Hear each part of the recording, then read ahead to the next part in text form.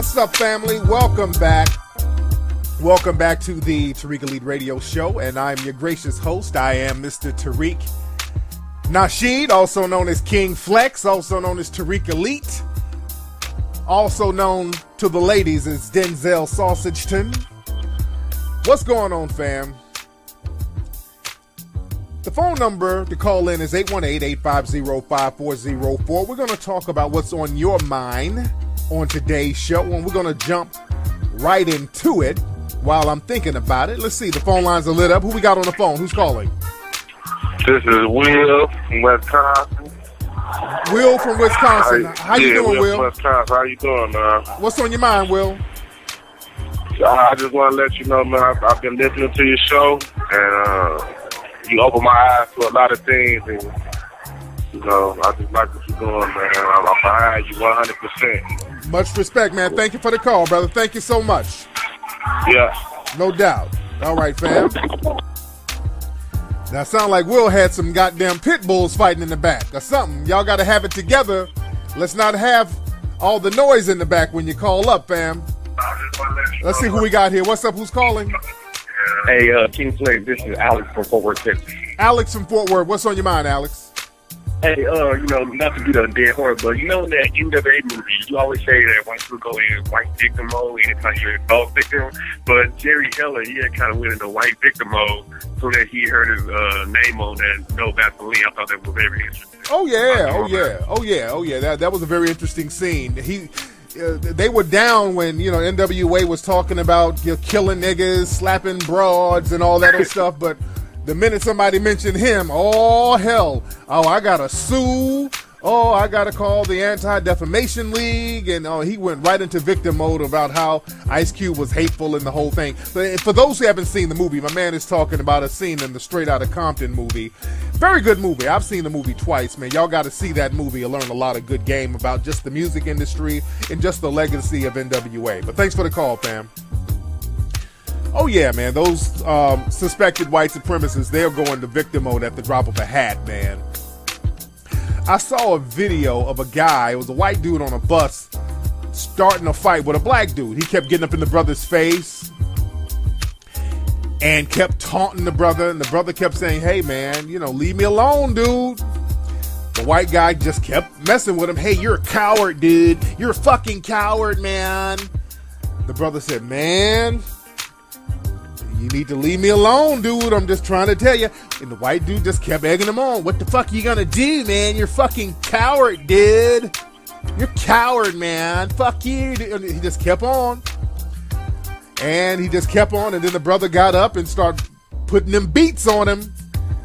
The brother touched him up real quick. And the minute the little suspected white supremacist got touched up, he hopped up talking about, call the police, man. Call the police. He went right into victim mode. So those white supremacists, man, they're very good at egging people on and getting into victim mode. Now, a lot of people are talking about right now another Rachel Dolezal situation with a Black Lives Matter activist, and I use those terms in quotations, a guy named Sean King. There's some stories that came out today. It was trending on Twitter. I know TMZ picked up on it. A lot of the news outlets picked up on it. But a guy named Sean King, who's an activist, and he's a writer and a journalist. And Sean King, he's down with the whole Black Lives Matter people. And today they've outed him, quote unquote, as a white person pretending to be black. Sean King, his whole thing, I think he was saying that he was a very light-skinned person. You know, and I've seen very light-skinned black people who are black, but he claimed, from what I understand, that he was biracial. And some white supremacists outed him. You know, they've outed him. They found his parents, and they found some documents saying that he specified himself as being white when he was, I think, on an arrest record from some years back, and they just found a lot of documentation on the guy. They found some birth certificates of his father and the mother. They were both white. So this is another seemingly Rachel Dolezal situation of a white person pretending to be black. And a lot of people have been asking my opinion on that. And now let me first say this. Sean King has done a lot of great work. I'll give him that. Sean King has done a lot of great work. A lot of great work from Sean King. He seems like a very thorough gentleman. Now, the only issue I have with Sean King, because we corresponded briefly last year, and, I was riding with him real heavy at first, but something happened that kind of made me a little weary of dude, and I'm not trying to discredit anything from this guy. I'm not trying to discredit anything from him.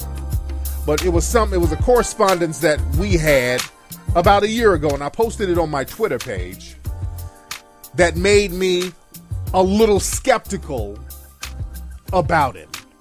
And not to discredit anything from him, but just a little skeptical about him, because, I was, we were co-signing each other's activism. And y'all remember when some of those fake pretend feminists who's down with Black Lives Matter, when I started donating money to the people in Ferguson, some of those phony ass, fraudulent Black Lives Matter people got upset because they felt that I was taking their shine. And then they went on a little slander attack on me. They were trolling me on Twitter. A lot of them were writing negative articles, all of those fraudulent Black Lives Matter people, because I've been warning people about the Black Lives Matter folks for years. Then I exposed some of those fraudulent Black Lives Matter quote-unquote activists who were accused of stealing money down there in Ferguson and the whole 9 yards. As it is just me defending myself. And Sean King kind of played Captain Save-A-Ho for some of the fraudulent Black Lives Matter people. He kind of hit me up on Twitter like, hey, man, you can't disrespect them, man. They're doing so much good work. I said, whoa, hold on. What you talking about? You don't see them making all of these crazy attacks on me, brother? What you talking? It's Sean King. I'm like, what's with the whole caping thing you talking about? So that made me look at him differently from that point on. Then I just couldn't co-sign anything from dude. Not to discredit my man's stuff. Not to discredit my man's stuff. But I looked at him a little differently. He was caping and co-signing some of the blatant fuckery coming from those Black Lives Matter frauds and pawns. So I said, okay, if he's down with that, man, okay. If he's co-signing that, I really don't know what's going on with dude. And again, the exchange is on Twitter. Y'all can see it now. This was a year ago. So now, a year later, comes to find out this guy, he's allegedly not even a real black person. And again, I'm not surprised with anything coming from that whole Black Lives Matter crew. Have you guys noticed there is nothing but fuckery coming out of that Black Lives Matter bullshit? Every week there's a new form of fuckery popping off from that whole Black Lives Matter crew. And that's by design. I've said it many, many times. Many of the people from Black Lives Matter and those associated with them, they are funded to just fuck up the energy, man. And again, now with the whole Sean King thing, again, he does a lot of great stuff. This guy's a great writer. He does a lot of stuff to expose white supremacy, and that's a good thing. That's why I low-key give him a pass. I want to low-key give him a pass, because what we do, we need some more wispies. Like I said on my Ustream, we need some white crispies. We need some wispies, some white sellouts. We need some white double agents like we had back in the Jim Crow era. Back in the Jim Crow era, the black community utilized their white people or black people who could pass for either or. They utilized them. They utilized those type of people. And we could utilize some Sean Kings or people like that. We could even utilize some Rachel Dolezals. I hope I'm pronouncing that woman's last name right. But we need some people who are able to go in and out of white society. They don't have to, proverbially put on blackface. But we need people to kind of give us the inside track on what's happening in the white supremacist culture, because a lot of times they have access to white supremacist culture.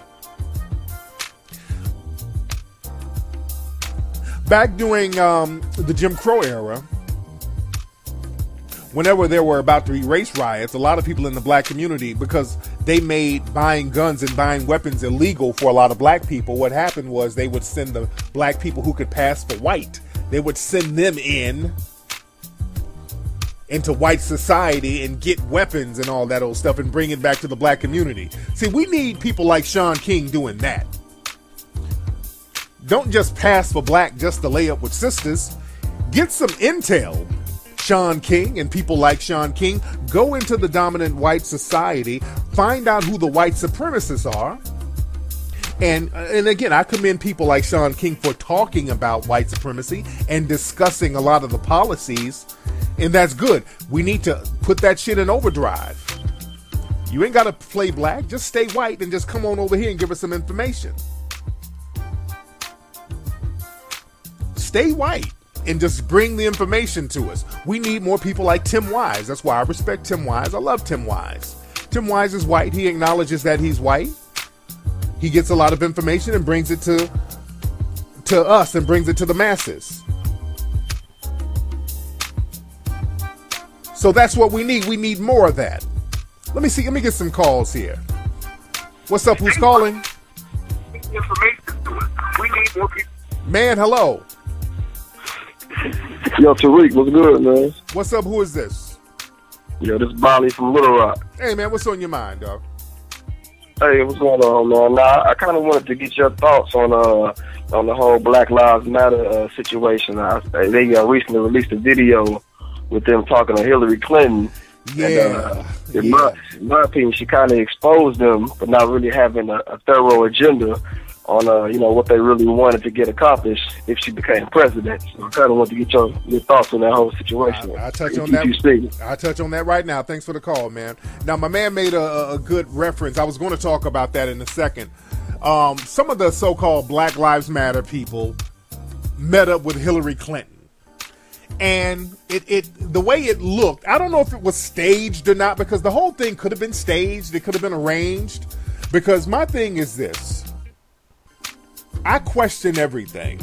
Now, Hillary Clinton, she was the former first lady, so this woman has security. So just some niggas running up on her, kind of ambushing her with questions. I'm kind of skeptical of that. This woman is a former first lady, so she has security. So I don't think that it's just a coincidence that these people ran up on her like that. I think that it was orchestrated. Again, these people are funded by George Soros, the Black Lives Matter people, and Hillary Clinton is funded by George Soros. Let's be very clear. So the whole meeting that they had, that could have been a staged thing. But she met up with these people. They seemed like they were backstage somewhere. And they were like, well, Miss Clinton, I mean, we need to do something about mass incarceration. They brought up some good points. They were talking about mass incarceration is the new slavery. Very good points. And then Hillary basically said, and she hit on some very interesting points. She said, well, look, you can't change people's hearts. I'm not trying to change racism. You can't change people's hearts. What we can do, we can change laws. We can, allocate funds and resources. We can put together certain policies. So what she was saying was making sense. But the so-called Black Lives Matter people, they didn't pick up on that. They didn't attack what she said. They didn't piggyback off what she said. What she said was very important. Basically, she was almost saying, hey, man, y'all get some paper together and holla at me. Let's do something. See, the thing is, we want to get there. We want to get around people and get all emotional and start talking about our feelings and all this old stuff. And we don't want to start talking about some real tangible things. Let me see if I can find the clip real quick of Hillary Clinton talking to the Black Lives Matter people. I'm looking on YouTube. Hopefully it's not one of these bait videos. Oh, wait a minute. Hold on. It's one of the, hold on. Let me find the real clip, because I hate watching videos or looking for a video and it's a bunch of bait videos where it's a bunch of dumb motherfuckers talking before you see the video. Like you click it, Black Lives Matter talks to Hillary Clinton, and all of a sudden, hey, what up, everybody? It's that stupid ass shit. So hold on, let me play this. Black Lives Matter activists making their voices heard on the campaign trail. I want you to listen to some tense moments behind closed doors between Hillary Clinton and protesters. It was last week, and it was in New Hampshire. I say this as respectfully as I can, but if you don't tell black people what we need to do, then we won't tell you all what you need to do. I'm not telling you. I'm just telling you to tell me. What I mean to say is... Okay. Now, there's the black dude and some Black Lives Matter chicks standing next to this black dude, and they're talking to Hillary. Hillary just said, I need you to tell me. I don't disagree with that. I do not disagree with that. Is that this is and has always been a wet problem of violence. It's not... There's not much that we can do to stop the violence against us. Well, if that is a conversation that I push okay, back. I understand. I understand what you're saying. Also respectfully. Yeah. Okay, this nigga. Okay, they got some little beta ass nigga, who's barely articulating himself. See, they get these niggas. They get around white people and then they choke up. These niggas are real rah-rah when they're online and all that, but when they get around white folks, they choke up. The dude should have really drove that shit home, man. If you had the opportunity to talk to her, a front runner, and start letting her know what the deal was, you'd be prepared. Hold on. Well, respectfully, if that is your position, then I will talk only to white people about how we are going to deal with the very real That's problems. not what I mean. Joining me now, the activist you saw in that and they clip, putting these niggas Joyce on. Jones, a founder of Black Lives Matter, Worcester, Massachusetts. Also, Denisha Yancey, who's a founder. Okay, now they just putting these niggas on TV, giving them some attention right now. Okay, all right. But what Hillary Clinton was basically saying, tell me what you want. Give me an agenda. These niggas are running around talking all this shit, but they're not saying anything specifically. They just kind of want to debate. They want to get on that Hotep shit almost. They ain't talking about nothing specifically. Hillary Clinton said, tell me what you want. Dude, put me in front of Hillary Clinton.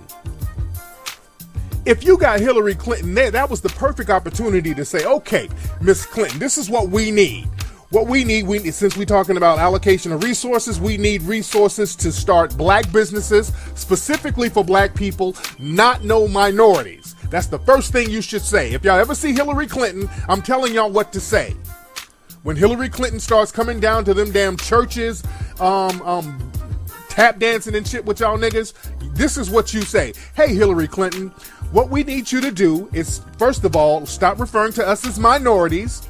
Stop saying you're going to do something for minorities. We want you to do something specifically for black people. That's number one. Number two, allocate resources for us to start black businesses. Allocate resources for that, not minority businesses, black businesses. Okay? Allocate resources for us to get land. Start hitting up with hit all the shit up. We need land for black people. We need to be protected on that land, just like the Native Americans are protected on their land. We need you to look at the Treaty of 1866, where it shows that black people who are freedmen were supposed to get money, just like the Native American. You need to start hitting her up for some specific shit. Then start talking about, okay, this is what we want you to do about the prison system. We need to create a situation where the low-level offenders can get into halfway houses that we run, so allocate us some funding to run halfway houses for our people. That, man, put me in front of Hillary goddamn Clinton. I'll tell you specifically what needs to be done.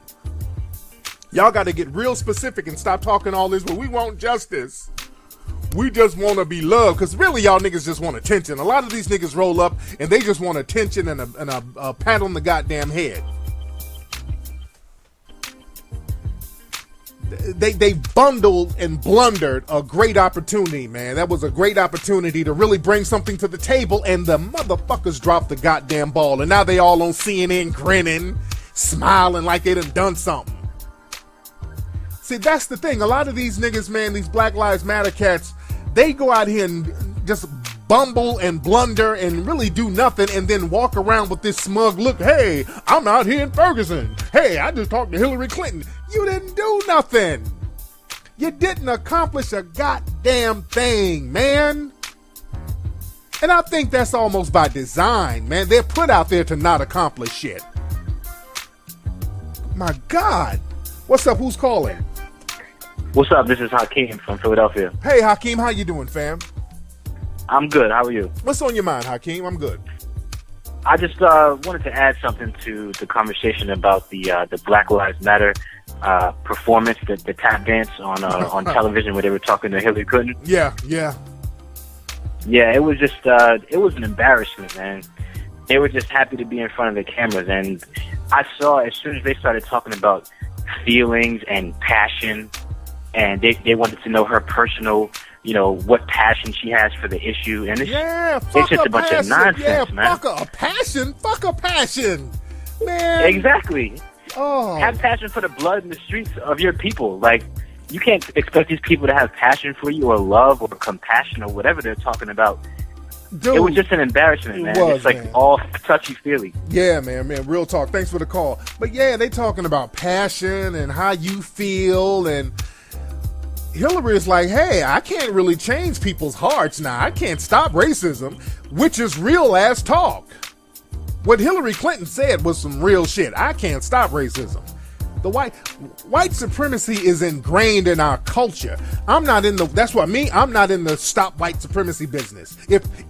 Now, whenever the white supremacists come to me talking about, hey, what about black people? No. If you want to get in the conversation, suspected white supremacists, you need to tell me what you're going to do about white supremacy. Well, then they start talking in circles, but I just make them get the fuck out of my face.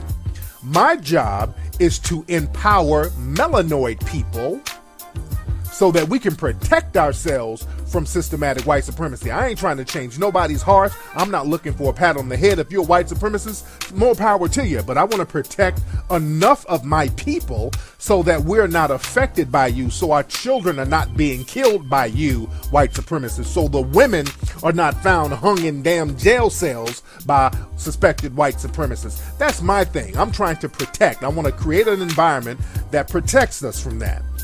And it starts with economics, because they're targeting us because our economic game is not on fleek. Our economic game is off. So when we talk to the Hillary Clintons and the Bernie Sanders and all these people, we need to talk about first what type of resources they can allocate to the black community to empower businesses. That's the number one thing we need to be talking about with these people. Y'all stop talking about all that. Well, we want equality, we want justice. Those things are immeasurable and intangible. Those are just ideas. Let's talk about specifics, man. And know how to hit him up like Donald Trump. Donald Trump, and I think he's a joke. Donald Trump is just out here trolling. But he was running around talking about, well, Obama hasn't done anything for black people. Now, whenever they say that, whenever Donald Trump or somebody says that, immediately go into code mode. What you need to do is say, hey, Donald Trump, what should Obama do for black folks? Immediately ask another question. When they start talking that, we got to get into code mode, family, and stop playing around with this thing. Because, see, the white supremacists, they stay on code. That's why they're getting on Shaun King's ass. See, Shaun King broke the white supremacist code. As a person in the dominant society who's supposed to uphold the system of white supremacy, you're not supposed to be a traitor to that system. See, Shaun King is a white dude. They don't give a shit about him passing for black and all that. They don't give a shit about that. There's a whole bunch of white cats out here rapping and doing all this shit. They call them wiggers. There's so-called wiggers all over the place. There's white girls getting braids and all that. They don't give a shit about that. They really don't give a damn about a white dude acting black or passing for black. They don't care about that. The white supremacists could care less. What they're upset about is a person from their side turning on them. That's what they're really upset about. He broke the code. You're not supposed to tell on other white supremacists. That's why they're going in on Shaun King. That's why all of these far-right conservative white supremacist suspect websites are going in on that dude heavy. Because he broke the white supremacist code. That's why you rarely see people in the dominant society publicly go against white supremacy. Even during the Zimmerman trial, nobody was really publicly going against Zimmerman like that. A lot of people in the dominant society, really on a one-on-one level, just putting themselves out there going against Ferguson and those cops. You had people out there marching, but half of them were undercover cops. There was a story that came out a couple of days ago that shows that most of those marches have undercover police, and some of those so-called Black Lives Matter people, they got files on them. Of course they got files on them because they're funded by the white supremacists, and the white supremacists want to make sure that they don't turn. They don't want to put all these Black Lives Matter people out there, put their money behind them, and put them on TV, and then all of a sudden they flip and they turn. They want to make sure that their investments are right on track. That's why they got a file on them. Remember, they had files, FBI files on the NAACP. And NAACP is basically funded by the white supremacists. Damn near 100% funded by. It was started by white people. So just because they fund these people, don't think that they won't keep tabs on them and then ultimately turn on them. And that's another thing. These Black Lives Matter people, and they keep learning the hard way. They think just because the white supremacists are funding them that they won't throw them to the wolves after they're done funding them. That's a trick black folks have never learned. Black people don't think that, okay, this person's funding me, so I'm good. They'll turn on you at the drop of a hat. That's why they turned on Shaun King. They're turning on a lot of those Black Lives Matter people because they're starting to not need them anymore. You dig? They're starting to turn on the coons. They're starting to turn on the bed wenches out here. They're not playing games. See, the white supremacists, they have a code of conduct. If you turn against them, you go against them, they have a mechanism to ostracize. But we allow too much coonery to go on in our community. We allow people who are supposed to be black to pair up and sell us out to the white supremacists. Just like with that street harassment thing I've been warning people about for years. I saw a photo, a brother in New York sent me a photo of murals they're putting all around New York City talking about stop street harassment. They're painting murals on walls. Street harassment is about power, and they're doing it in all those places that they're going to gentrify. They are doing the shit like clockwork, family. They are doing it like clockwork. See, the thing is, black folks, we love being pawns in other people's games. See, we got to stop that pawn in the game thing. And that's today's theme. If you listen to the show, it's about not being pawns, because pawns are disposable. You can use pawns and then get rid of them when you decide to get rid of them. But in New York City, they've set the pawns up nice, and they set the street harassment campaign up nice. So now when it's time to gentrify all the Negroes up out of the neighborhood, because again, y'all got all those hipsters running around jogging and walking their dogs and smoking weed and all that, but you gotta understand, when these hipsters start putting their kids in school, they ain't sending them to your schools. They ain't sending them to school with your kids. That's when it's time to get your ass up out of there. Check out my brand new lecture called Code of Conduct. You can get that right now at TariqRadio.com. I go real deep into the codes and a lot of the stuff I'm talking about now. Y'all need to get that lecture. But like I said, they're going to start gentrifying brothers and sisters. And sisters, see, don't think that street harassment is just going to get at the brothers. That's another thing. Y'all think that street harassment campaign is just going to hit the brothers up. Oh, no, no, no. That's for the sisters too. As you see with the Sandra Blands and all these other sisters out here getting killed, they ain't holding off on just us. They getting you too. And what's going to happen when they get the whole street harassment laws in place? Y'all think it's all about a brother walking up saying, hey, how you doing, and making a woman feel uncomfortable. No.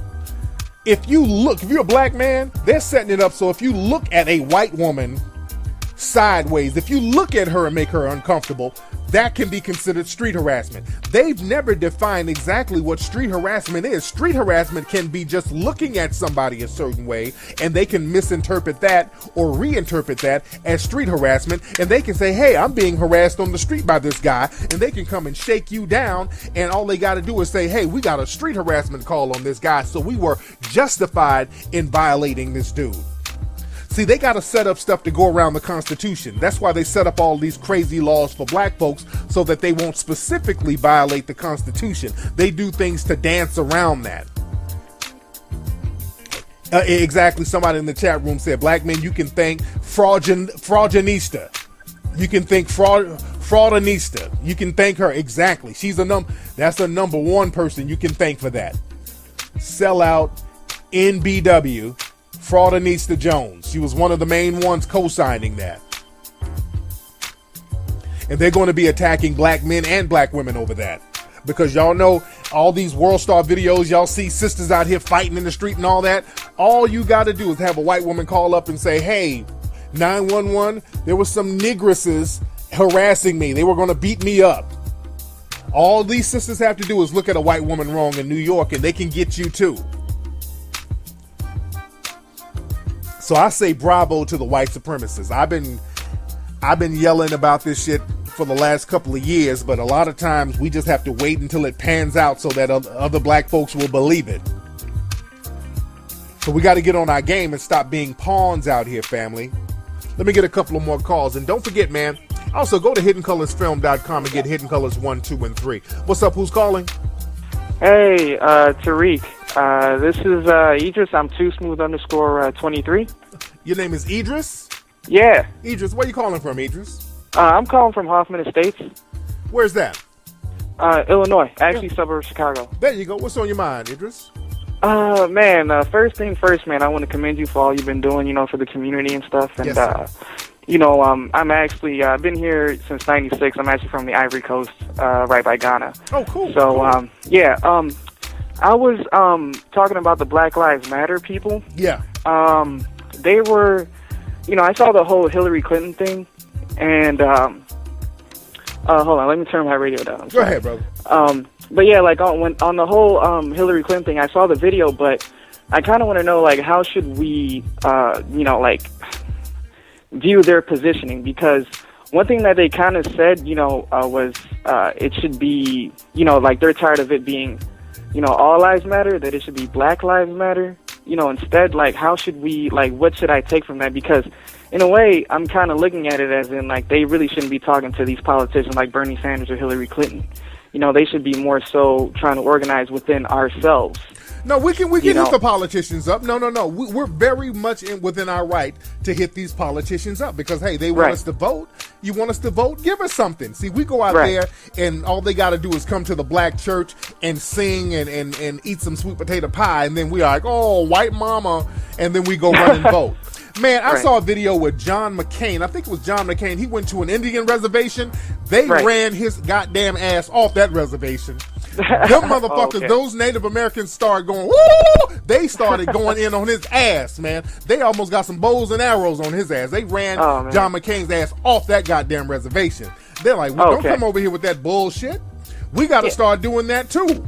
But they come around us with our hearts melt. They come around us, our hearts melt. We just love them. But go ahead, brother. Right.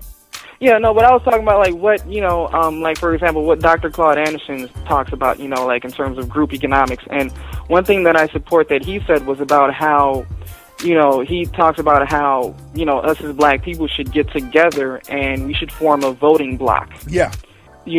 And I feel that, I understand what the Black Lives Matter people are trying to do, but, explain that. Okay, explain to me what they're trying to do. Because nobody really knows. Nobody knows exactly what they're trying to do. I'm trying to understand, which is why, I'm sorry, I'm trying to understand, which is why I called in, because, like, I kind of really didn't get the positioning, because they're talking to Hillary Clinton, but at the same time, there's nothing really getting done. That's what I'm saying. You just said, well, I know what they're trying to do. Okay, well, please inform me, because I don't know what the fuck they're trying to do. Don't nobody know what they're trying to do. That's the thing, and that's what Hillary Clinton was saying. Tell me what you want. Well, we get hated on, and we the passion, and Oh, God. Just tell her y'all didn't come prepared. What the fuck? Right. Man. Anyway, man, thanks for the call, man. My God, man. These cats do not come prepared. Tell her what you want. You got an opportunity to talk to Hillary Clinton. Tell her. This is what we want. We need some tangibles. We need funding. We need land. We need federal protection. There's a lot of shit you could have hit Hillary Clinton up, man. You could have hit up with a lot of stuff. Anyway, y'all, that's been today's episode of the Tariq Elite Radio Show. Remember, man, don't be pawns. Because you got to, hey, this whole Black Lives Matter thing getting in front of Hillary Clinton, again, they could have just been pawns, man. They could have been set up to go there to specifically talk about some bullshit. Because I don't put that past them either. That's why they're on TV now grinning and all that stuff. They could have got on TV and got put out there just to be pawns, to talk about some straight up bullshit and not talk about anything tangible. And this is why they're getting rewarded with attention. They know niggas love attention. All they got to do is put a camera on us and just parade us around when we ain't talking about shit and give us all the shine, and we eat that shit up. Anyway, y'all, go to TariqRadio.com, get my new lecture called Code of Conduct, and also you can get my lecture, International Racism. Very good lectures. And I'm going to have some more of my lectures posted up on my Tariq Radio website pretty soon. I'm putting a lot of my lectures up and all that good stuff. And I will holler at you guys on Ustream this Sunday. Peace, fam.